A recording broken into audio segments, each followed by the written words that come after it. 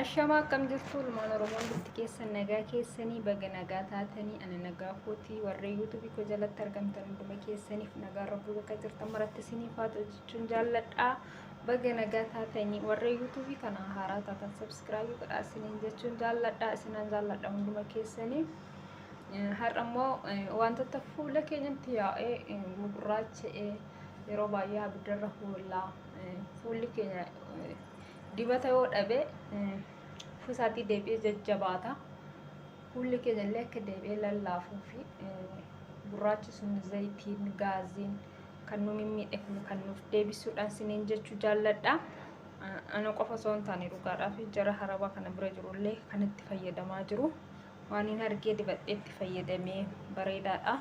Isiniif qooduu barbaade malee callisee tumanii kana fayyadamaa jedhee isin gorsuu fi nuti isiniin jedha.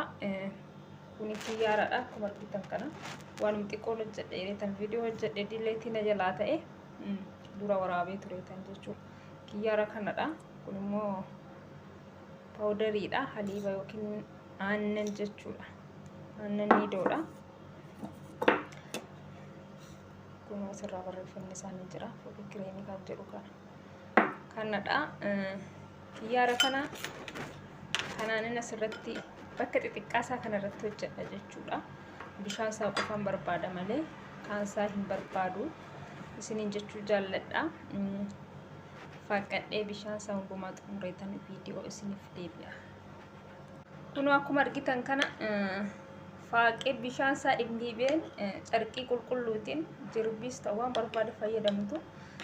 Isarratti dhimbii baatii bishaan isaa yeroo keessaa baastan bishaan isaa qofa fayyadamtu. Maankaa kana lamatti godhattu aannan niidoo kanaa jechuudha. Paawudarii kana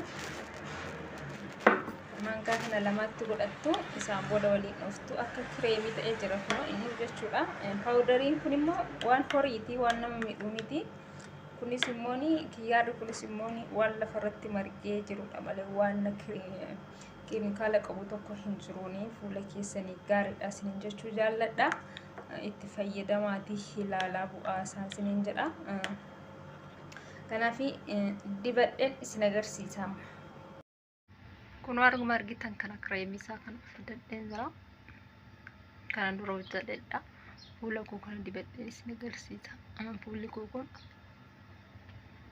akkasumatti kanumaan jira waan hin fayyadamee hin jiruuni jechuudha. Waan hin fayyadamu sumaan qaban. Innaa kanaaf akkasitti dibattu jechuudha. Kireemii fakkaata bakka das nama jedhaani. Paawudariin isaa maali yoo jettan waan horii qaba keessa baay'eetti namatti tola dhugaa rabbiitii fi yeroo dibattan illee baay'ee takka namaaf itti tola. Waan nama miidhu hin qabuun isiniin jedha.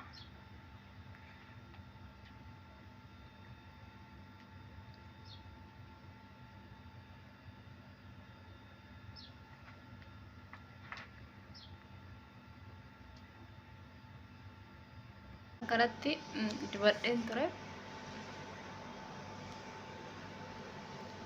Dhugaa isaallee namatti tola dhugaa rabbiitiif. Waan takka akka kireemii ta'ee jira kun akkuma argitan kana. Kaameraa keessaa baheen dibadhee dhufee hanii. Kana immoo ilaala. Guyyaa hedduudha isinii ta'a jechuudha. Fallaaja keessanii itti fayyadamtu. Fuulli keenya yeroo tokko tokkotu jennee dibannee bishaan duwwaadha saamunaa bichaan dibannee keenya hin gogoga deebi'ee jechuudha. Kun immoo paawudarii sun immoo akka aannanii of keessaa qaba. Waa baay'ee of keessaa qaba. Viitaaminii hedduu of keessaa qaba. Kiyyaarri kunis akkasumadha. Akka kanaatti yeroo dibattanii in susukkumtu jechuudha. Daqiiqa 5 akkasumatti aayishaatanii gaafa jettan hinnu akka goggoguudha. Daqiiqaa 15-20 booddee inni qattuu saatii barbaadan dibattuu isiniin jedha. Fayyadamaa fi ilaalaa bu'aa isaa isiniin jechuu jaalladha. Baay'ee takka gaariidha dhugaa rabbiitii fi an fayyadameen arge callisee miti. Akka mataa isaatti ilaala. Kireemii ta'a booddee jechuudha. Baay'ee takka namatti tola jechuudha dibachuu isaatiif dhugaa rabbiitii fi innaa dibadhaa isiniin jedha. Waan mana madaamii keessa jirudha. Kiyyaara kanaa fi paawudariidha.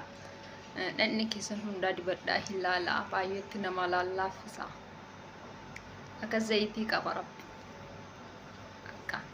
akkuma zayitii yookiin waan fuula keenya fayyadamnu akkasii qaba akka inni cululuqu laala baay'ee takka namatti tola dhugaadhaa fi fayyadamaatii bu'aasaa hin laalaan isiniin jedhaa ijoolleen keessattuu gaazirra hoolla yeroo baay'ee dibadheen naan jedhu laala qilleensi akkasitti goggogsee jira inni akkasitti ofirra tursiisaatii booddee immoo miicca gaazirra hoolla yeroo baay'ee nu godhu fuula keenyaa wanti guddoo hedduu jira